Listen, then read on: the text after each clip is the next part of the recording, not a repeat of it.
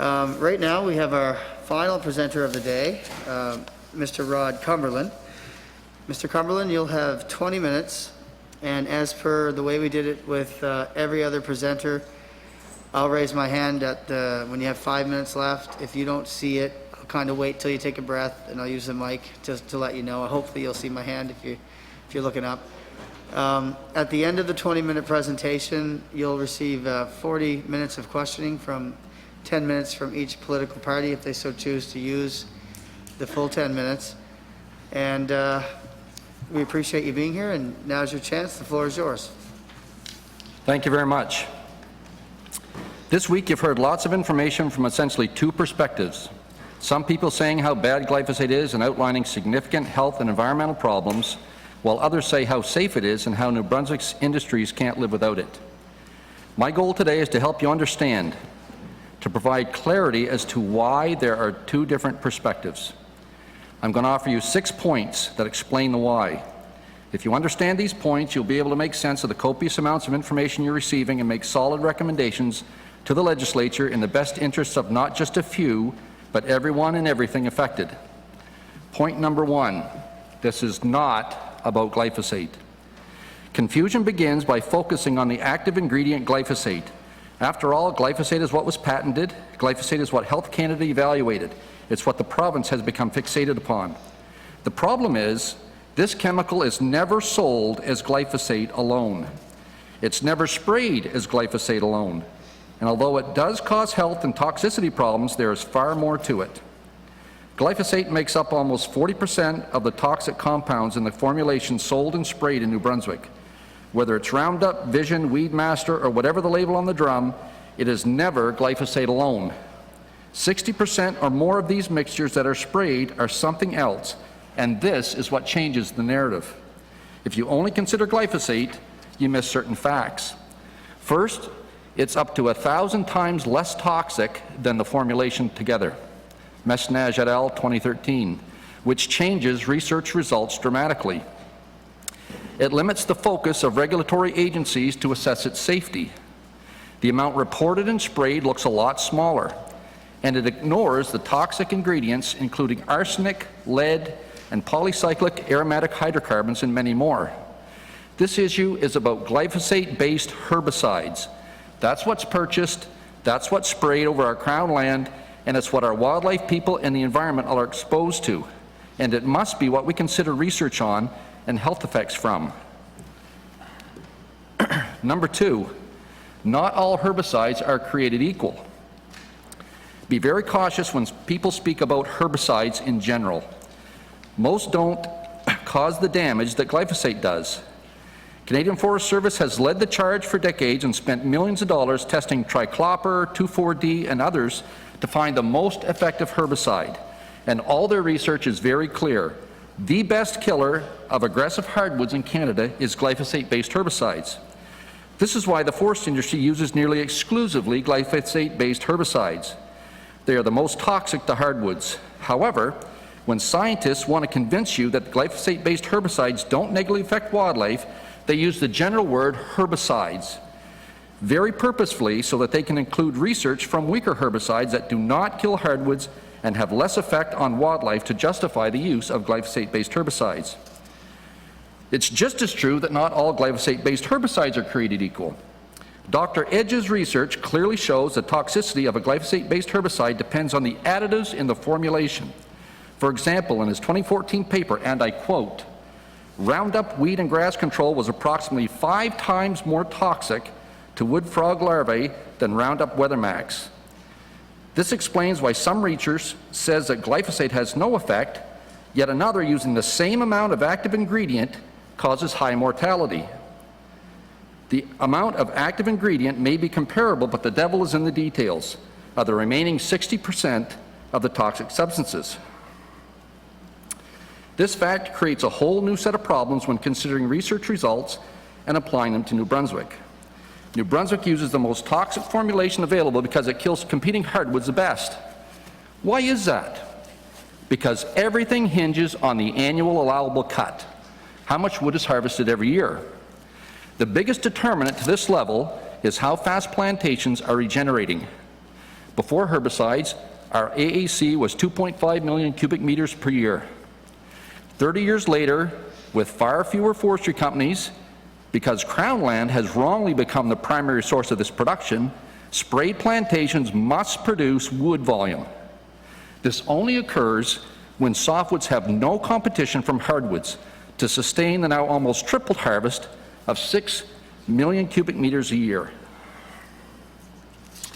Because this high AAC is tied directly to wood growth in plantations, DNR and industry have told you they cannot live without glyphosate-based herbicides to provide the growth they need to keep this AAC artificially high. However, to do this ignores public values, private wood supply, and research on humans and wildlife impact that alternative methods exist. The Department of the Environment reports that the NB forestry industry uses almost exclusively Weedmaster. Therefore, to know the actual effect of what we spray, research should be testing this more toxic product. If you look closely, you'll see that instead, proponents have studied weaker glyphosate-based herbicides that are used very little in New Brunswick. The research that was shown to you on Tuesday talked about determining the impacts of glyphosate on moose, deer, and bear in New Brunswick, and it's a perfect case in point. They tested it for the presence of glyphosate alone, not the other 60% of the toxins contained within it. They used 2 glyphosate-based herbicides that are used on less than 1% of the forest in New Brunswick. The conclusion you were told? Observed concentrations are unlikely to pose risks to wildlife. I hope you're beginning to understand. I would instead encourage you to read the submission from Quebec, the Professors Vandelac and Bacon, who are experts in environmental science and pesticide research. They make it very clear that to understand actual impacts, you must test the product sprayed, and you must test the whole product, not just glyphosate.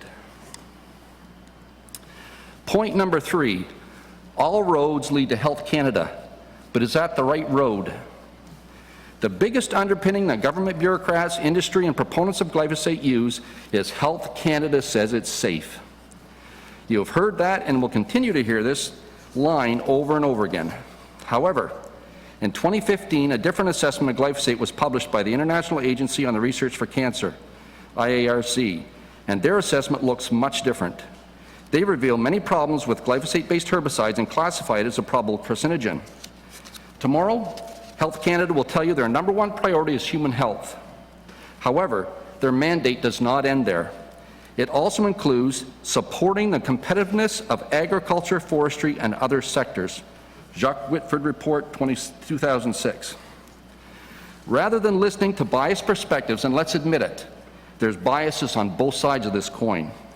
Let's consider an independent analysis by someone you should be able to trust as MLAs, the Auditor General.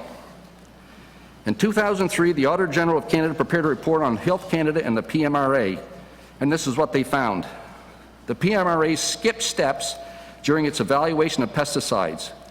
They did not obtain the required data from industry, and what was provided to them did not meet acceptable quality standards. And thirdly, Health Canada relied too heavily on temporary registrations, which allows products on the market before all required studies and data were provided for a risk assessment. The 2008 follow-up of Health Canada said it was still using temporary registrations and extending them too long. The 2015 Auditor General report focused on how well Health Canada prevented unacceptable risks to the health of Canadians. This is what they conclude. The PMRA was still allowing conditional registered pesticides. Health Canada had never exercised its authority to cancel any of the conditional registrations when industry failed to provide data in reports. Health Canada did not consider cumulative effects on human health in its reevaluations, which is a requirement of the Act. Health Canada's tardiness in reassessing products caused product labels and mitigation measures to be outdated, which could expose users and the environment to unacceptable risks. The PMRA failed to apply their legal obligation to factor for the effects on infants and children in 90% of their reevaluations, including glyphosate. The PMRA did not promptly cancel registrations of pesticides who they knew had deemed it unacceptable. The risks were unacceptable. They didn't cancel registrations, and they took 4 to 11 years to do it and cited a lack of alternatives or just prolonged it so companies could exhaust their inventories. PMRA failed to provide the public with information required under the law and did not effectively communicate new information on pesticide risk. That was in 2015. Do these problems still exist? Let's look at a very recent example. Chloropyrifos, which is a pesticide registered for use in Canada and is now linked to low birth weights, reduced IQ, and attention disorder in children. Health Canada found it acutely toxic in 2003, and they canceled its use on some crops. However, in 2007, they turned around and reversed this decision, citing a lack of alternative products. While other agencies have banned its use, most recently the European Food Safety Authority banned it continent-wide in 2020, Health Canada, when it did its review last year, did not do the mandatory health impact assessment as part of its review. Although the health effects are clear, others have banned it, and the manufacturer even stopped producing it. Health Canada decided just this year in 2021 to phase it out over the next 3 years to allow industry to use up what's left. We just heard that atrazine is a lot worse than glyphosate, and that farmers were scared to use it. The people that just left mentioned that. What you need to ask yourself, it's approved by Health Canada. I'll let you decide which of their mandates appears to trump the other. I've provided a link in your material so that you can find it and add it to your research. Point number 4, what research actually applies to New Brunswick? For years, proponents of glyphosate-based herbicides have referenced research and science that support their position. But does it align with what's seen on the ground in New Brunswick? I've seen what's on the ground in New Brunswick throughout my entire career. In New Brunswick, we have white-tailed deer. We use glyphosate-based herbicides, and the tree species we spray occur in the Acadia forest. You'll recall Dr. Betts said this matters in applying research. Therefore, for deer studies to apply to New Brunswick, these 3 components should be considered for it to be applicable to our situation. But this is not how proponents present this research. If you look closely at the summaries they cite to suggest herbicides don't impact deer, they refer to general summaries. You were told one already, Sullivan and Sullivan. These general summaries use studies that use weaker non-glyphosate herbicides. A lot of the studies are done on totally different habitats than what we have in New Brunswick. A lot of them don't look at species. The species of white-tailed deer, they look at other species, including other deer species. And then other studies have issues with their methods that limit their applicability. For example, one research paper that's quoted often by DNR staff was by Newton, that was done in Maine, to support their contentions that hardwoods bounce back. You've heard that a lot. If you take a close look at this paper, you'll see that Newton used a lot of weaker herbicides, and then he lumped them all together with glyphosate, and his conclusion was it didn't hurt deer. However, if you go through that paper and you tease out what happened when they used glyphosate opposed to everything else, you'll find the same conclusion that we see in New Brunswick, that it does affect the habitat a ton. We shouldn't be surprised. If you look closer to research, you'll see this problem is repeated by glyphosate proponents to support their position that glyphosate use in New Brunswick doesn't affect deer. But in many cases, most cases, they are wrongly applying research results. The only research done in New Brunswick looking at what we spray and its impact to New Brunswick deer on the ground, there is a 1996 study done by Lise Caron from the University of Moncton in Edmundston. This is what she found. The decline in northern deer around deer yards was correlated to timber harvest around yards. And she did a logistical regression and showed that only herbicide spray frequency affected deer presence in yards, not coyotes, not winter severity, and not hunting. Number 5, let's look at some real impacts to deer. This slide tells a lot. It shows the huge decline in deer harvest in New Brunswick compared to our neighbors that have, and I'll remind you, similar winters and similar coyote numbers. New Brunswick deer harvest from 1985 to 2015 declined by 80%, and it's very, very visible in this graph. Maine's deer harvest has hardly changed, and Quebec's is up 300%. How can you attribute this to coyotes and winters when all 3 are similar in this regard? Number 2, The next two slides show visually how 15,000 tons of deer feed is removed from the most productive. And I want to emphasize, the forest industry always talks about plantations on 13% of the land base, and it's going to go up to 20%. Sorry to say, Mike, but I'll share with you the Hansard notes that show Chris Ward said that when he presented to you. Have it right here. Anyhow, they're not just spraying any land, they're spraying the best. The richest, best sites that we have on Crown land is where the plantations go, because that's what produces the best growth. So it's not just that we're removing 15 or 20% of the land base, we're taking the very best that belongs to the people. That's what's going into plantations. And the rest, the wet sites, the rocky sites, the ones that don't produce well, are the ones that are leaving and assuming is going to produce habitat for critters. Yet no one is measuring what's growing in those plantations and in those non-sprayed areas. That matters a lot to this equation. If you see here, that's what trees grow back, look like when they grow back in this right-hand slide. This is what it used to look like in the 80s, the left-hand slide with all kinds of deer food. This is what it looks like now when it's treated in our most productive sites. Removing 15,000 tons of deer feed every year for the last 30 years has an impact on deer, and they want you to believe it doesn't. My contention has always been that the primary effect of glyphosate-based herbicides is the change in food abundance required to support exponential growth. Just having a little bit of deer food out there on certain spots of land doesn't matter. You have to sustain exponential growth because that's how deer herds grow. And if there's not enough food to do it, you're not going to see that change in the deer herd. The last time I tried to grow the deer herd, dropped permits dramatically. We went from 4,000 to a harvest of 10,000, and that was it. Deer and moose seldom feed in glyphosate-sprayed cuts because the hardwoods are damaged, as I showed you previously, and it's reduced to less than 5% of the area. And there's thousands of stands at DNR that will show, that will verify that stands, they have to be. The other thing, to say that hardwoods bounce back, and anyways, there's lots of things that are said that's incorrect.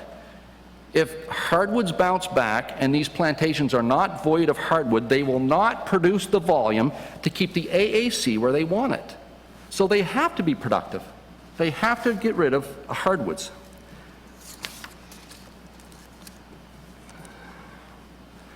However, deer do feed on glyphosate, on GMO crops, evidenced by the many nuisance deer permits, the system that I developed, in these areas and other areas where glyphosate-based herbicides are used, such as golf courses. I was contacted by researchers in Montana years ago and asked about the occurrence of jaw abnormalities in deer. And these are the pictures they sent me from Montana, showing that a short lower jaw. They found a chelating effect caused by glyphosate because it binds to trace minerals in the soil, which we heard about this morning from the University of Moncton, and that it was affecting skeletal growth in ungulates. I never saw this while I was a deer biologist. But lo and behold, these next few slides are from deer right here in New Brunswick. This was from out, not too far from my place, out in Keswick.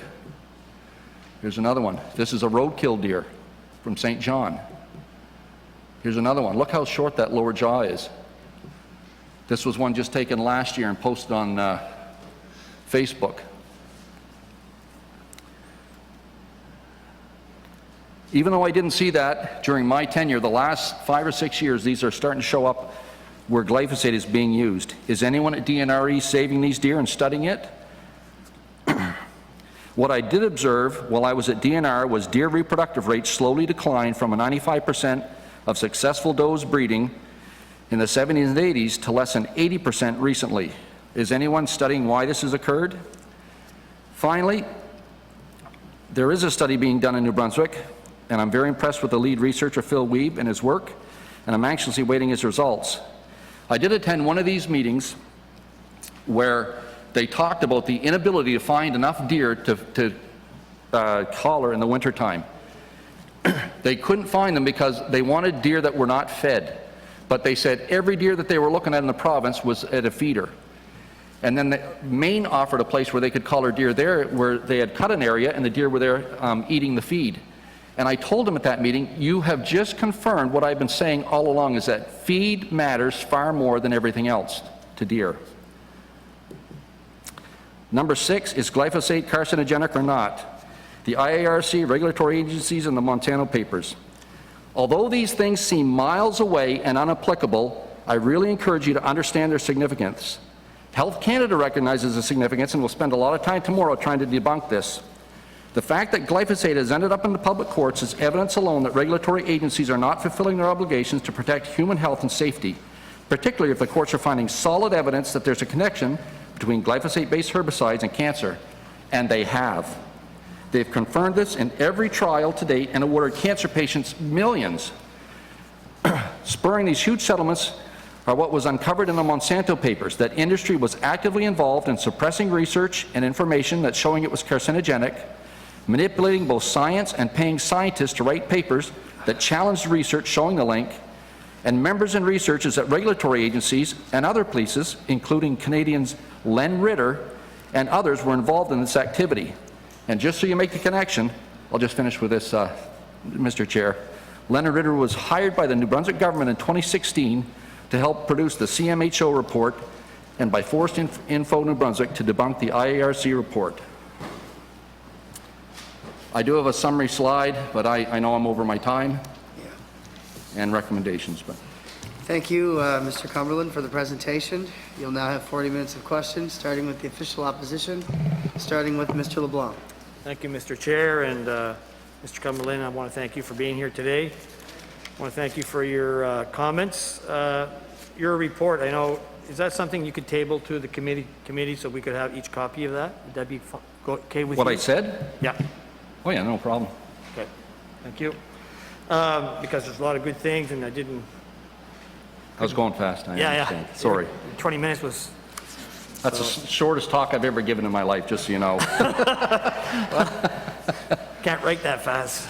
So anyway, I would appreciate if you could Not a problem. table a copy of that, please. So I'll give you some time to finish your recommendations if Oh, that's thank you okay. very much. All right. So if I could go through what I would recommend. New Brunswick needs to step up to the plate and stop relying on Ottawa or other areas. We need to test deer from agricultural areas where glyphosate is used, see what's causing this short lower jaws. And we've heard a lot of research already the last few days that actually point to what that could be. DOE must routinely sample and test water for glyphosate-based herbicide components, not just glyphosate, but all of it. Agriculture and aquaculture and fisheries must test crops from New Brunswick that's grown using glyphosate to determine what levels occur in them.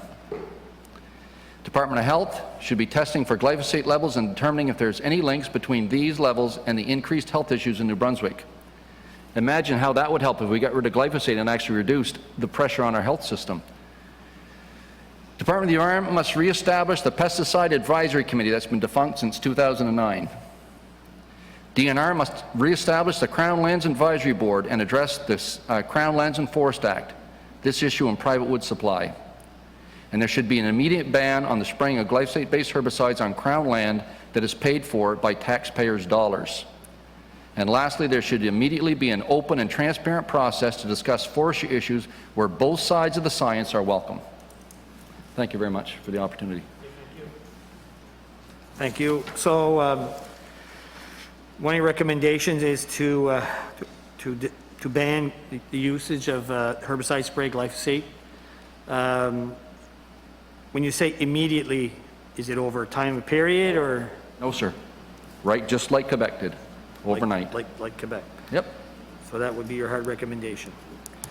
So the last few days we've had, like you mentioned in your report, we've had some scientists, doctors, and you named a few, but I'm not going to name them again. You probably heard that. So, and you listened to their statements. So could you, in a summary, and you were pretty adamant, could you tell me if you were in favor or in disaccord? Give me some examples and give us some you know, some of your feelings on what those scientists were telling us towards either you know, those three organizations. Can you give me some comments? Yeah, this has kind of occupied my life for a long time. And I wanted to bring in all the papers that I have on glyphosate, which would have stacked 2 feet high here on the desk. I've looked at this a lot. In my career as a wildlife biologist, my job was to read research and to look at what it was saying and see what could apply to what I was managing, which was at first fur bearers and then deer, white-tailed deer. So if I wanted to implement something like, for instance, we have an issue in St. Andrews with nuisance deer. And the idea was, can we live trap nuisance deer and remove them somewhere else? So as a deer biologist, I sat down and got all the research I could find. I did a literature search, found everything I could, and then I had to read through them all. And scientific papers are written with an abstract which summarizes the paper. Then there's the study area, which describes where it was done, materials and methods, how the study was actually done. Then it does results, what they found, discussions and conclusions. And you need to go through that all to understand what they did and whether it applies or not to New Brunswick. Most people just read the abstract because we're busy people. But I had to go through all of it to see, does this apply and does it not apply? And I've done the same thing my entire 30 years of my career. And I've done the same thing with all these glyphosate-based herbicide papers. And all I can say is you guys have been presented with everything you need to know to make a wise decision. And there's been a lot of people come here and show all kinds of problems, short-term, long-term, chronic. There's all kinds of issues. And there's enough that's been presented to show that there's an issue with glyphosate-based herbicides, which is why I would say, why on earth would we, if there's a potential that this is going to affect me and my family and other people in the province, why on earth would we continue to do it? Someone eventually is going to be held responsible. We went through this in the 60s with Agent Orange, and the public fought government the whole way. And eventually what happened? Millions of dollars was paid out to the people in base Gagetown.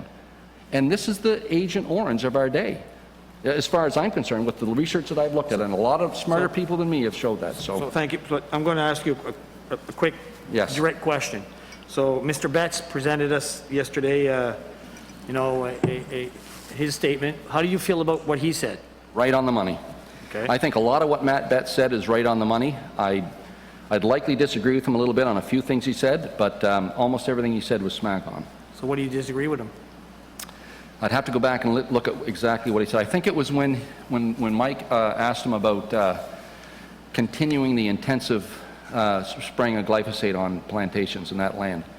I wouldn't recommend that. We've lost way too much ground to the forest industry in the last few years. We have to gain some of that back if we're going to survive. Okay. All right, thank you. That's all my question. Thank you, Mr. Chair. Opposition? No? Okay. I have. Go ahead, thank you. Officer Legacy. Thank you for coming over and giving us the information. This committee is going to have to base whatever recommendations they have on some facts. And Health Canada, their role, or so we understand, is to take all this information and be objective. And you seem to question that. Is there another organization that the committee will be able to lean on that we could do? Because if they're compromised because they're political and we've been accused of being compromised because there's big industry, who do we trust?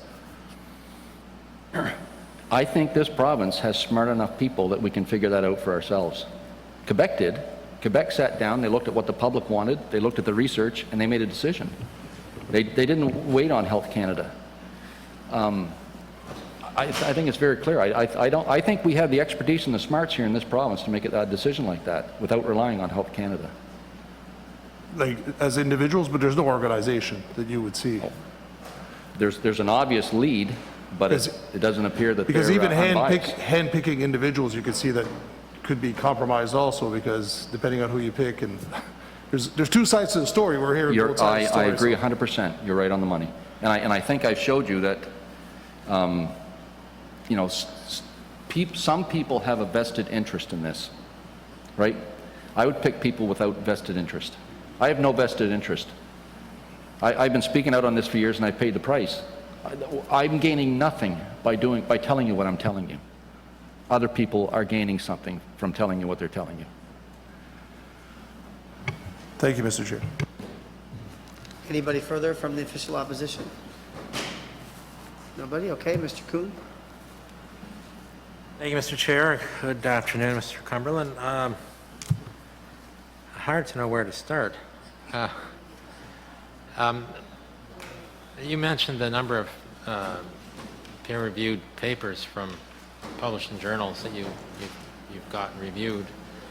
And when I was preparing for this, doing a bit of a literature search myself, not just on deer issues, but around the state of the knowledge of the toxicology of glyphosate, I was surprised today how much there is in this scientific literature. Talking about peer-reviewed literature published in, credible journals, and as you said, you have to read them carefully because you got to look at their methodology. Is it applicable?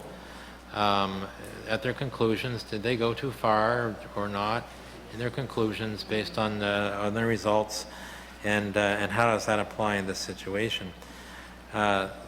So there is a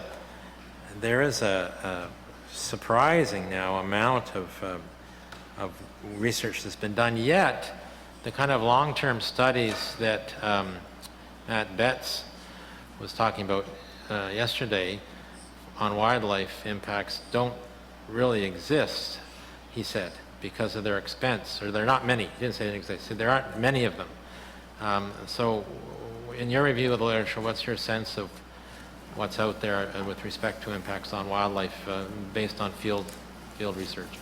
Yeah, I would agree there's not many. There's not many done. And there's even fewer that apply to our province. So isn't this part of the problem with regulatory agencies like PMRA? They're dependent on what evidence they look at and what evidence exists. And if the work hasn't been done to answer key questions, well, then the status quo remains. So I guess this is a little bit to the question that our colleague just asked. How do you think we can approach this in New Brunswick? Because the frustrating thing is always with PMRA or any other regulatory agency, a pesticide is safe until they say it's not. But nothing changed. It wasn't, if they say it's not at the end of the day, it was never safe. Or the risk, or let's say that there was too much risk associated with its use. That was always the case. It's just they hadn't reached that conclusion earlier for a whole variety of reasons. But people or the environment or wildlife were still exposed over that period of time. It was still allowed. So I always say, regulatory agencies like PMRA claim products are safe until they tell us they're not. Well, relying on that means unnecessary exposure for wildlife, the environment, and people to dangerous products over sometimes a very long period of time. So do you see, you mentioned the Pesticide Advisory Board for the Department of Environment. It's been defunct since 2009. Do you see, if that was reconstituted, that playing some kind of role in helping to guide New Brunswick in addressing issues like glyphosate? There's some, I do. I think there's some obvious departments that have a role to play, whether it's Department of Health or the Department of the Environment. I think both of those have a significant role to play. I'm surprised that they haven't actually, when I presented to the Minister of the Environment several years ago on the problems with the Health Canada review, and I have a whole presentation, and I've provided links to that. I've got however long that talk was, a 20-minute talk on the issues that I saw as a scientist reading what they considered science, which is hugely questionable. I was surprised at that meeting that the Department of the Environment staff had not read it. I was shocked. There's another paper that I've referenced, and I never got a chance to go through it on the slides because I ran out of time. But there's been several research papers that have looked at the difference between what the IARC says about glyphosate and cancer and what the Health Canada says. And the one that I've provided you a link to was published this year, 2021, by Charles Benbrook. And he very clearly shows that the reason there's a difference is because the regulatory agencies typically used industry commissioned, so most of their data comes from industry. It's studies that they've done themselves. Most of them aren't published. They're of short duration, 30 to 60 days. They mostly look at glyphosate by itself because that's what they're assessing. They didn't look at occupational exposure and high-risk jobs, and 99% of the studies they looked at were negative for a link to cancer. The IARC they used independent, publicly available, peer-reviewed studies that everyone can see. You can't even get a hold of some of the studies from the PMRA. They looked at glyphosate-based herbicides, the entire mixture. They looked at occupational exposure and elevated exposure scenarios, and 70% of the papers they looked at were positive for a link between cancer and glyphosate-based herbicides. It's what they're looking at. And again, some people have an axe to grind, some people don't. You've got to consider the source. And I'd go back to the, to the mandate of Health Canada. Part of it's for health of Canadians, the other half is to support industry. So, I mean, I don't think that it's not just a question, though, of the carcinogenicity of it. I mean, you look at review papers on the toxicology of glyphosate, like the one published by the folks out of the Faculty of Medicine at the University of Laval last year. I mean, based on the weight of the evidence, not single papers, but the weight of the evidence in the literature, there was quite a spectrum of health impacts on animals. One of the ones that keeps coming to the fore is interference with the hormonal system, the estrogen pathways, which, by the way, in immature frogs was also found to be the case where there was no impact on tadpoles. But that aside, that one frequently emerged as an issue, and the reproductive effects attached to that, as did the impact on livers and kidney as organs that seem to be a particular risk from exposure to glyphosate, as well as issues around sort of cognition and locomotion. Anyway, a whole range of things which one of the things in science, as you know, is are the results replicated, and are they replicated across different situations, under different conditions? And so these are the cases in these papers. So given, at least given the weight of the evidence that's now sort of clear in cancer, I'll give it this, that its carcinogenicity is still controversial. You may not agree, but certainly, like the Faculty of Medicine researchers from Laval, that's how they characterize it. They say it's still controversial. There's lots of evidence that it is. There's some contrary evidence, and so let's just accept that for a minute. But the other impacts on health are not, whether it's reproductive or cellular effects or digestive effects, like on the kidneys and livers, or cardiovascular or neurological. So, given all of that, why do you think that we've still got glyphosate approved for aerial spraying in Canada? Okay, two points I'd make on that. First of all, most of the work that was done up until 10 to 15 years ago looked at glyphosate alone. And that's when people said there wasn't a whole lot of impact. Since they started looking at it in formulation, all of a sudden they're seeing all kinds of impacts. So, and then the impacts we're seeing are, you're right, there's a huge body of evidence that shows now, when you look at the whole thing of what's actually used, there's a huge body of evidence that says there's all kinds of problems. The second thing I'd say is people are winning millions of dollars in the United States because juries and judges down there are concluding that there is a link between glyphosate-based herbicides and their cancer. You're not going to award millions of dollars to those people if that's untrue. Yeah, I just wanted to sort of broaden the health impacts on animals and people beyond the cancer focus in this discussion. Yeah, I guess those are my questions, and thank you for your presentation and all of your work on this and bringing it to the attention of the people of the province. Thank you. Thank you, Mr. Kuhn. Next up, we have Ms. Conroy. Thank you, Rod, for being here today and for the very informative presentation as well. In New Brunswick, JDI has it's very involved in the current wildlife research projects here. We know a lot of your career history, but have you witnessed or do you know of any influence that the industry had over research outcomes that's done through the universities? That's a good question, and I think to best answer that, I want to tell you about a story. When I was the instructor of wildlife at the Maritime College of Forest Technology, I attended a moose conference in Brandon, Manitoba.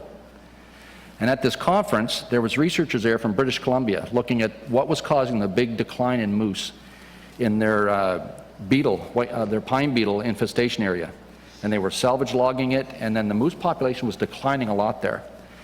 And the people that were presenting said that the two main things that were causing the moose decline in that area was predators and the road networks. And I thought, that defies everything I've read my entire career about a 1,000-pound animal needing to feed on 50 pounds of food a day. They're not going to sit there and think about, oh, is there a coyote here, or is there a car going to... They're worried about their belly. So when I started asking him questions about what was done in the area, was it management done? Oh, yes, it was. Was it planted? Yes, it was. Did they spray herbicides? And then they stopped the questions. And he said, come see me at the break. So I went to see him at the break, and he's just a young fellow. He was doing his master's or PhD, whatever it was. And I said, what's happening? Why? He said, I'm not allowed to talk about spraying glyphosate. And I said, what do you mean? He says, we know from the work we're doing, he said, that glyphosate is not, the loss of food is what's causing the moose decline. But he said, you need to see who's sponsoring my study.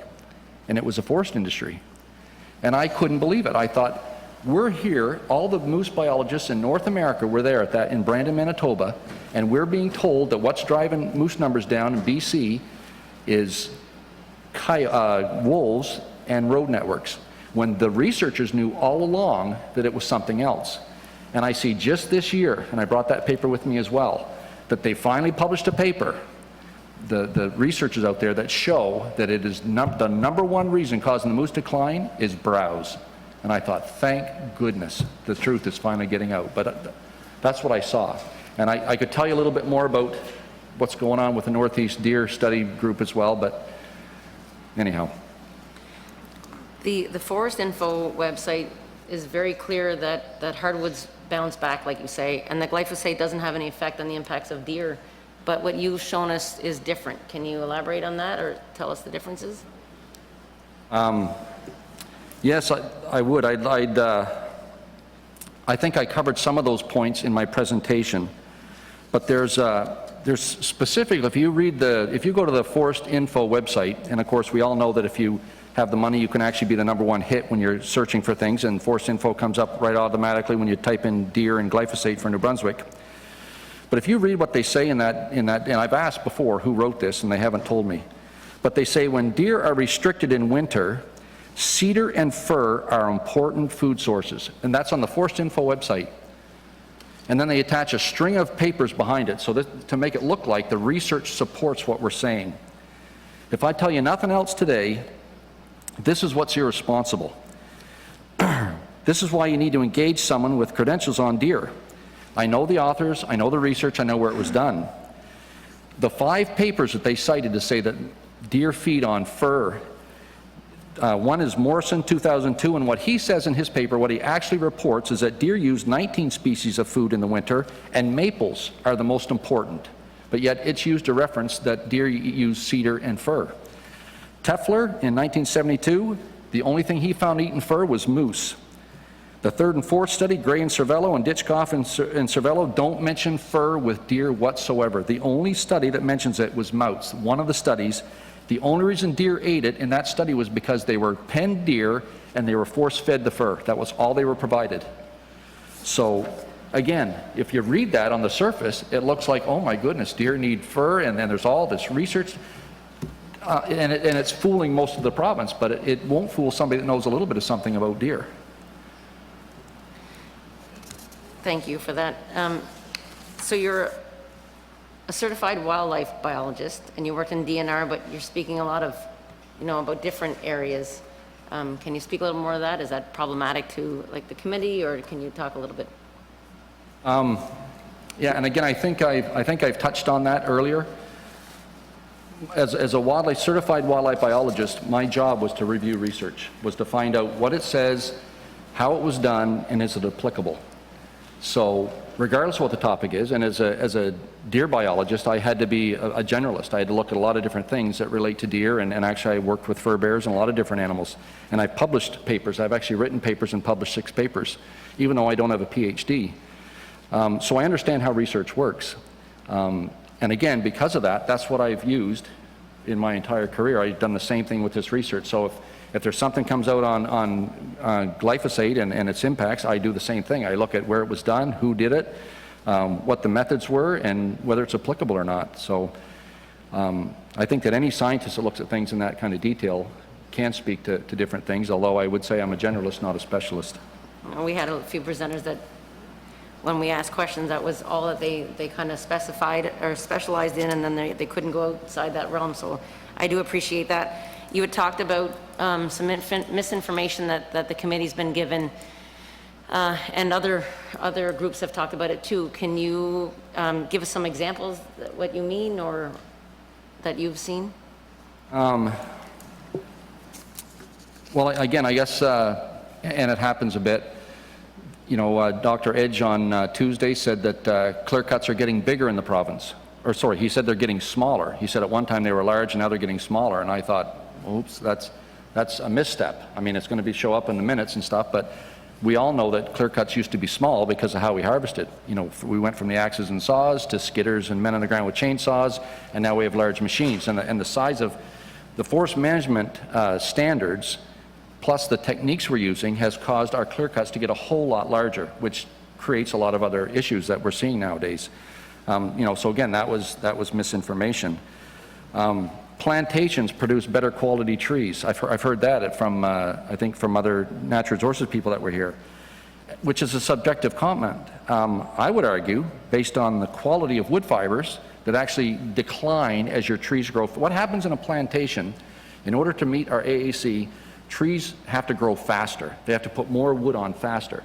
So we've all cut a tree down and look, and we know the growth rings in a tree. The dark growth rings are late wood, and then the white growth, the white part of that ring is early wood. And these plantation trees have a lot more of the white wood than the dark wood, okay? And that's what makes them grow fast, is this early wood in the growing season. But that does 2 things. It makes wood fibers a lot shorter, which makes them a lot less valuable in the pulp and paper industry. The other thing it does, it makes them a lot less sturdy in lumber. And that's why, and again, I worked in a sawmill, I've worked for building supply stores, and I know a little bit of something about wood. And I think we're going to shoot ourselves in the foot in the long run because we're so bent on growing these trees this way. We're producing a lot poorer quality tree, in my mind, because they don't have the wood fiber length that we need for pulp and paper, and they have a lot poorer quality for lumber. And it's going to eventually bite us down the road. That's all the questions I have, but I will give it to my colleague, and he has a couple of his own. Nice, Mr. Austin. Thank you, Mr. Chair. Thank you, Rod, for being here today and giving a very good presentation here. I just want to, in my limited time, just focus on the slide that you have here on the comparison between Quebec, Maine, New Brunswick from 1985 to 2015. And I guess when I look at that, you know, it's very clear that we're seeing a significant decline in deer populations here in New Brunswick as opposed to some of the other areas. And I'm wondering if you can just connect, if what Maine does different, maybe in terms of spraying and the use of glyphosate versus what New Brunswick does, and how, in your mind, that affects this differential change in deer population between the 3 provinces. That's a very insightful question, Mr. Austin. And in New Brunswick, we have very intensive forestry, and of course, half the land base here is owned by the Crown, where we do intensive forest management. Maine is mostly private ground, and it's managed a lot differently, although their primary landowner there now is JDI, and they're in the same battle over herbicide spraying there. So we know that coyote numbers, you can't really control coyote numbers, right? Coyotes, they basically fluctuate with prey populations. So as your hare and deer numbers change, coyotes pretty much follow that. Back in the 80s when this first happened, when coyotes first arrived, they had a huge impact on our herd, but they basically reached an equilibrium now, and they fluctuate over the short term. But all these jurisdictions have the same density of coyotes, basically, and we also experience the same type of winters. So really, in order to explain it, there has to be something else going on. And the other thing I'd say is coyotes and winters affect deer populations in the short term. And I used to look at that. Winters had a lot of impact on how many deer permits I gave out the following year.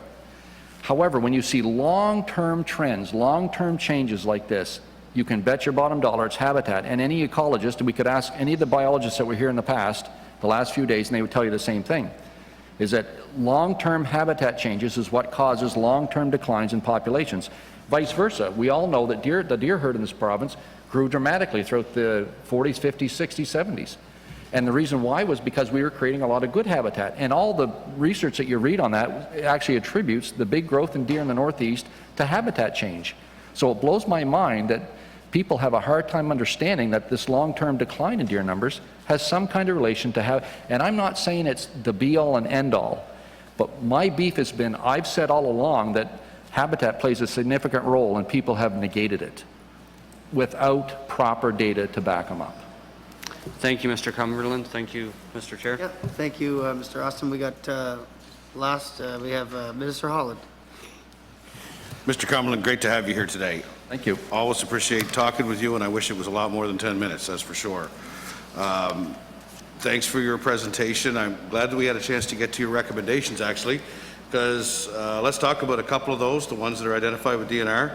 I'm down the road on a couple of those already. I was very happy to see that there, because that conversation around the CLA advisory board, that's a tremendous conversation. That's a direction. And I think if you go back to 2018, we wrote in the whole, take the Crown Lands and Forestry Act as a whole and put it under the microscope. And that Crown Land Advisory Board is something absolutely that has merit.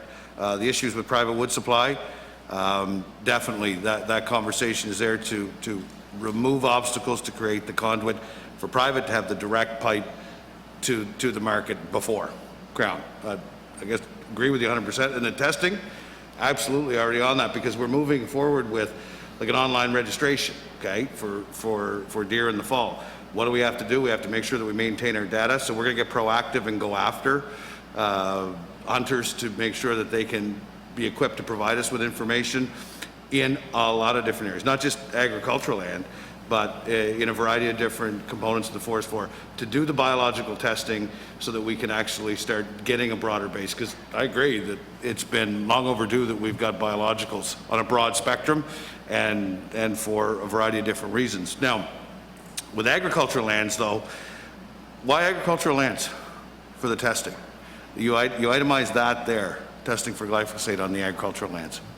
Did you not see the short jaws on the deer here? But are you saying you're drawing a correlation between agricultural consumption of glyphosate and ungulates and the jaw system? Yeah, what I'm saying is the researchers in Montana showed there was a direct relationship between glyphosate-based herbicides and it chelating with minerals in the soil and that not appearing in the food, and that causing... Why is the conversation all around Crown Land then? It always seems like those that are opposed to spraying center on Crown Land. Well, that's a very simple question to answer. We hear all that stuff. Because we own Crown Land, right? The public owns Crown Land. But and we're using taxpayers' dollars to spray a poison on it that's affecting a lot of things that people in this province hold near and dear. But it shouldn't be a concern for us if it's on any other area of the forest I didn't say that, footprint. but my concern is this. Well, the I mean, research, it's bad, Mike, it's on the bad. other, the research speaks for itself. Okay. Okay? Now, on Health Canada, we want to have a chat about that, because as you refer to the Attorney General of Canada and her reflection, or his reflections on the 2015 PRMA study, absolutely. When you discuss that, I know. And it's supposed to be studied every 5 years, but it was studied in 2018. The Auditor General for Canada made recommendations that there were concerns, so in 2018 it was studied. And you talk about a vested interest and making sure that you don't have vested interest.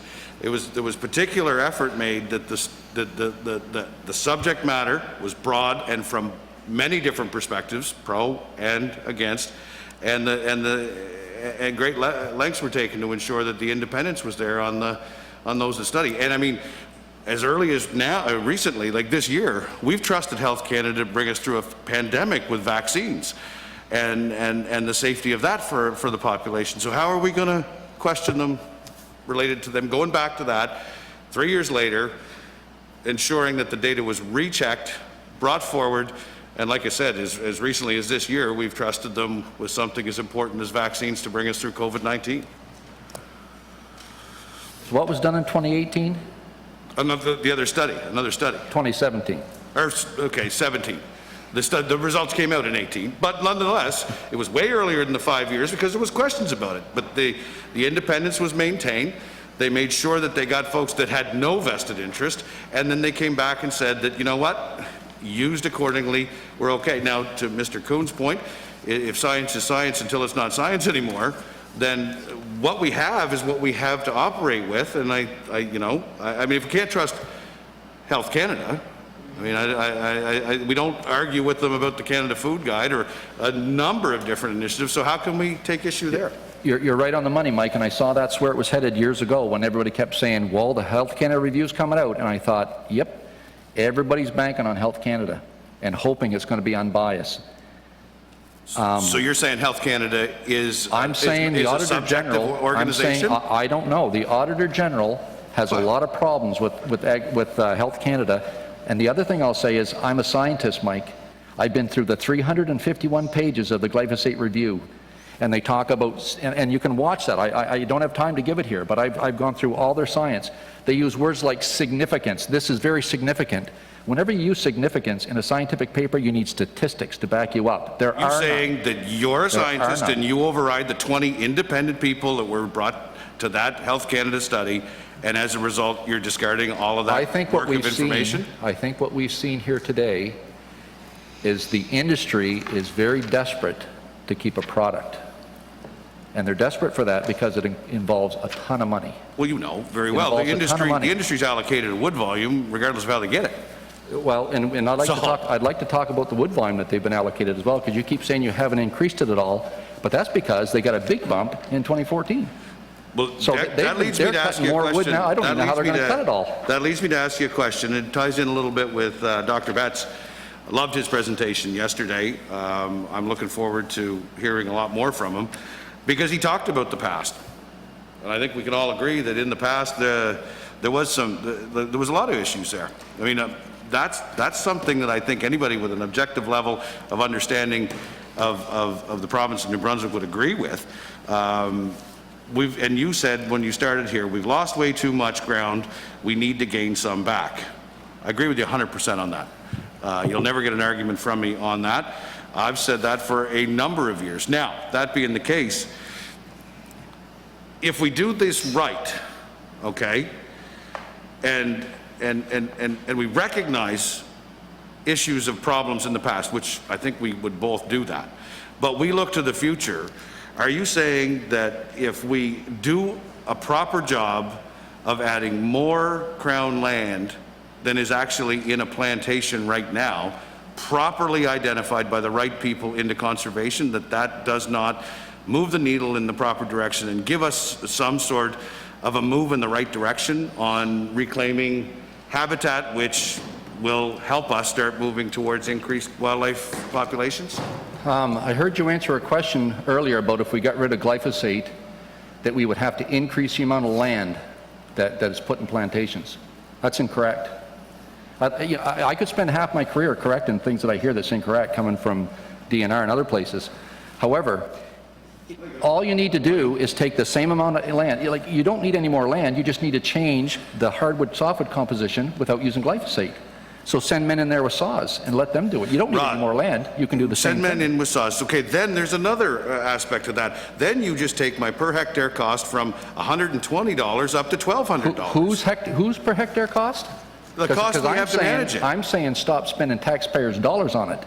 I'd say the guys that are making 6 times the amount of If- money that they okay, were making last, excuse me, the people that are making 6 times the amount of money right now, I think their pockets are deep enough to pay a couple of guys to go out with saws and help them make their trees grow. That's not they don't own the land. Therefore, if you own land, you're responsible for the work to cultivate it. It's no different with Crown. And as a result, as a good steward of the province's resources, I cannot, in good, clear conscience, raise 1,000% the cost per hectare to manage that land. And if you can show me how we can use those different silviculture methods that aren't as expensive, that would be a tremendous conversation to have. One thing I want to add to your discussion, because I know you've talked a lot the last few days about people, you're taking a lot of notes on numbers, on rates, on application rates.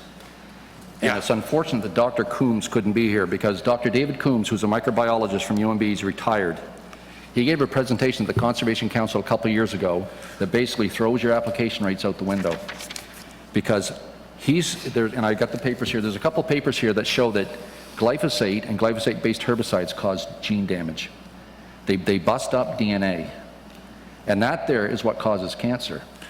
And But our conversation, we were just talking about the habitat, so I wanted an answer about adding 400,000 Excuse me, hectares Mike, of can I finish? good Can I habitat. finish, I didn't get please? an answer to that question, Mr. Cumberland. So, if we add 400,000 hectares of properly identified land, will that not have a positive impact on wildlife populations? You said you don't add land, you can only allocate volume. Not allocating to industry, conservation.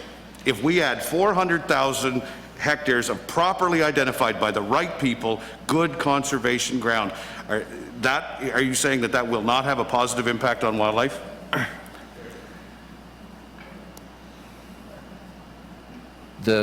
Is that a lot of land, 400,000? It's as much as we have in plantations that everybody seems to think is such a bad Because number. that's a lot of land when you talk about conservation, but it's a very little amount of land when you talk about glyphosate spraying. So I'd like to know whether 400,000 is a lot or a little. 'cause I think it depends on what completely offsets the amount of land that we have in the province that has glyphosate applied to it, so I think that would be an absolutely incredible, if not historic, amount of properly identified 20,000 stems, is that the number per hectare browse if we do it right? Half of that is 10 times more than we've done. Because I've admitted that we've done it wrong in the past, but is adding 400,000 hectares into conservation not a good plan? The most productive and richest sites in the province are being put into plantation. They're in plantation now. Yeah. So what is the site index and the richness and, I'm asking- and the potential Okay, of all the guys, I'm land? asking, with that much of an Hello? increase, is that not a benefit to wildlife? Sorry, guys, I let it go for probably an extra minute, and it's tough. It's tough because the presenter is supposed to be asked the questions, and obviously you guys like the debate, and it was entertaining, but I had to stop at some point. We do appreciate the healthy debate, though. I'm sure all of us do. It was fairly healthy, yeah. Mr. Cumberland, we're going to. You're the last presenter of the day. I'll give you a minute for a parting word to the members of the committee. Go ahead. Thank you very much. First of all, I'd like to thank you all for taking the time to come and listen. You have a big task ahead of you, and you have the opportunity to be on the right side of history.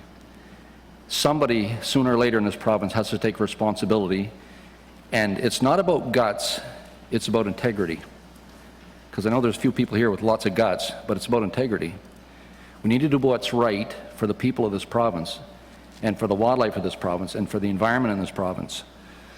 And for too long, the tail's been wagging the dog. There is a lot of misinformation, and I could probably spend an hour just correcting a lot of the misinformation. There's some other stuff thrown around here today. But I really respect that you have that responsibility, and I hope that you can take some really solid recommendations back to the legislature and make a difference, because there's a lot of eyes watching you. And this has stalled way too long. And I know there's some researchers that said that we should do more studying. There's a ton of studies. There's enough information out there to show that, yes, there's issues, and it affects the whole food chain, it affects things down the road, and we don't know what they are. And by the time we do all the testing and try to make change, it's going to be too late. We're already faced with all kinds of issues. We're seeing it in our wildlife. So you have a big responsibility. And hopefully you can take back a really solid recommendation to do what's right. And I wish you the best of luck doing that. Thank you very much for allowing me to come and present. Thank you for being here.